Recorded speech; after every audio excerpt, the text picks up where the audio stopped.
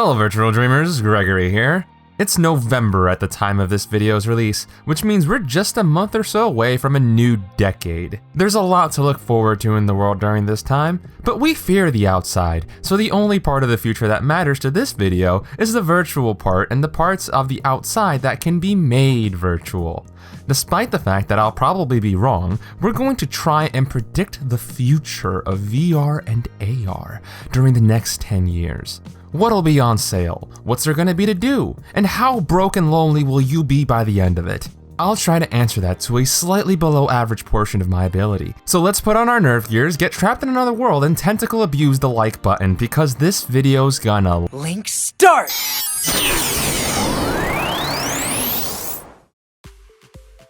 The foundation of the VR medium is the hardware that delivers the digital world to us. So what kind of changes can we expect in this regard? Michael Abrash's Oculus Connect 6 predictions are a reasonable thing to look at, seeing as they're for the next 5 years, so since this video is aiming for 10 years, I'd say that should allow just enough time for 2 delays, hidden biometric data collection calls to be set up, and microtransactions to be added in before coming to market, wouldn't you say? Varifocal displays, which allow us to focus on things that are up close or far away from us in the virtual world, so anime girl skirts will no longer get blurry as we faceplant right into them. Higher resolution 4K by 4K displays everywhere to see every single thread of a stranger's clothing, or lack thereof, in VR chat. Seems like a good deal.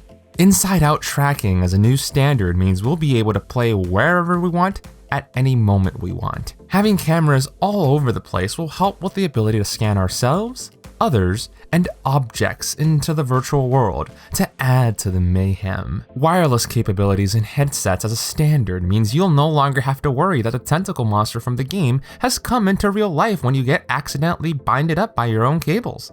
Unless you're into that. Finally, having smaller headsets with higher fields of view so every waifu and husbando can fit into our field of view at once will at last bring an end to the virtual waifu wars of the 2010s before the battle for the clear foveation region begins. Yeah, there's a lot of great improvements in the pipeline you'll want to get in on, so allow me to point you to which headset type will be right for you and what companies you're going to need to offer your firstborn to in order to get your hands on all of this. A more hybridized version of the Oculus Quest with more power to drive higher frame rates, the ability to vary its refresh rate for tethered, wireless, or standalone play, and outdoor capabilities with a sleek, more AR glasses-like aesthetic will dominate the market. Don't at me. When the only difference between the styles is some compression and comfort, stuff that will likely get better in the next decade thanks to foveated rendering, the dedicated headset will become like the weekend sports car of VR. Barely used by those who can afford them, and a dream for those who can't. As for the brands to watch out for, Oculus, Valve, and perhaps HTC will likely be the main players in the space, with Sony dominating the console area if they try at all, and Apple maybe doing something too with whatever solution they may introduce. I don't know, these people made AirPods a fashion statement, maybe they can help me get laid while wearing one of these things in public. All in all, we're entering the online HD era of VR hardware in the 2020s.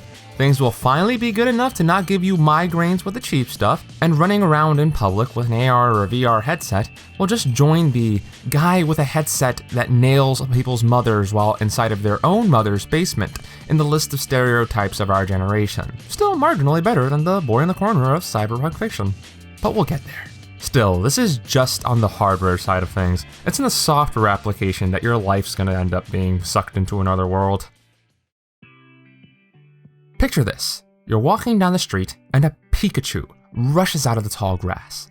You're a disturbed individual, so you chase it through traffic, catch it, and then look around and realize you're in the wrong neighborhood.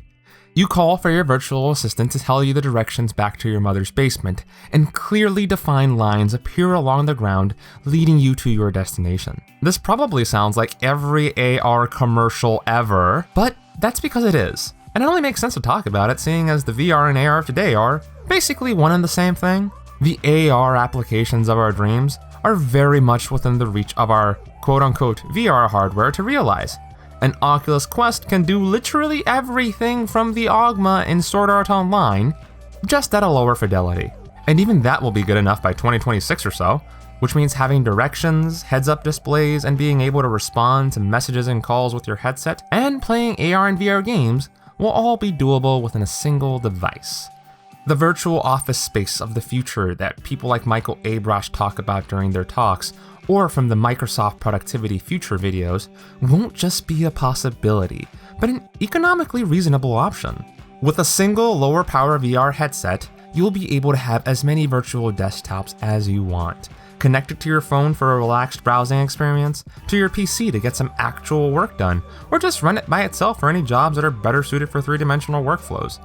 Whether you want to see the results of your computer simulation firsthand, or even create things the usual way but with a bit more flair, the software of the next decade will integrate with the improved hardware to deliver the ideal productivity experience.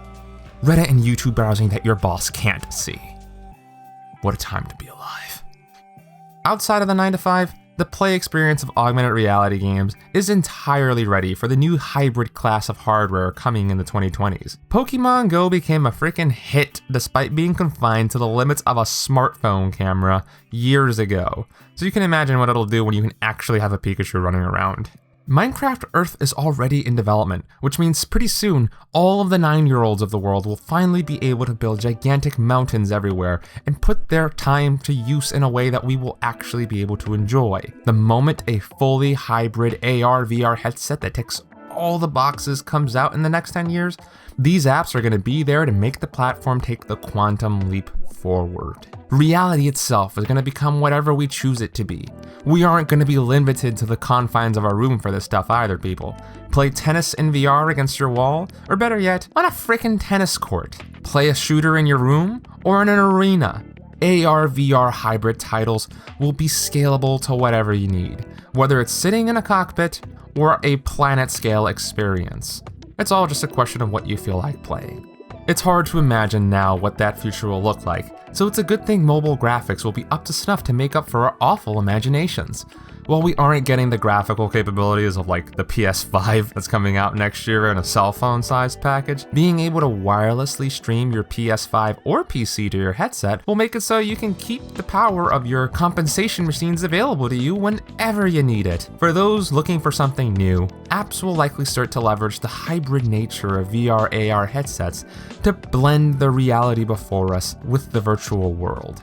So now you can have the photorealism of photos in real life and leave the full power of your mobile chip to make the desired augmentations, like adding a Pikachu into the scene or making every human you see into Margot Robbie and Leonardo DiCaprio. Combine this with foveated rendering technology to dramatically reduce rendering demands, and the VR space will experience a quantum leap in fidelity, the likes of which we haven't seen since the 20 times jump of the PS2 to PS3 generation. While the PC space and console realm will continue to enjoy content as usual within the standard generational leaps, having this entirely new category of gameplay and graphical experiences will be a visual leap we haven't experienced since the first 3D jump in the 90s and the most recent VR revival of 2012.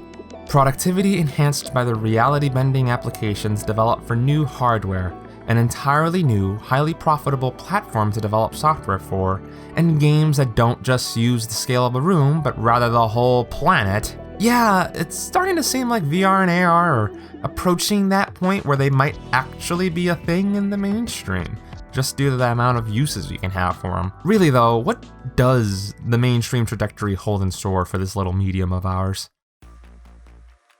While not covered by the media, VR has been successful in the enterprise sector. Seeing as killing people for combat testing and medical training isn't an option, VR are the ideal tools for these kind of tasks. Why risk a noob messing up a $100 million jet or a taxpayer when traumatizing a few pilots and scrubs using a simulation is an option? It's a win-win for everyone, and likely will only continue to spread in the coming decade.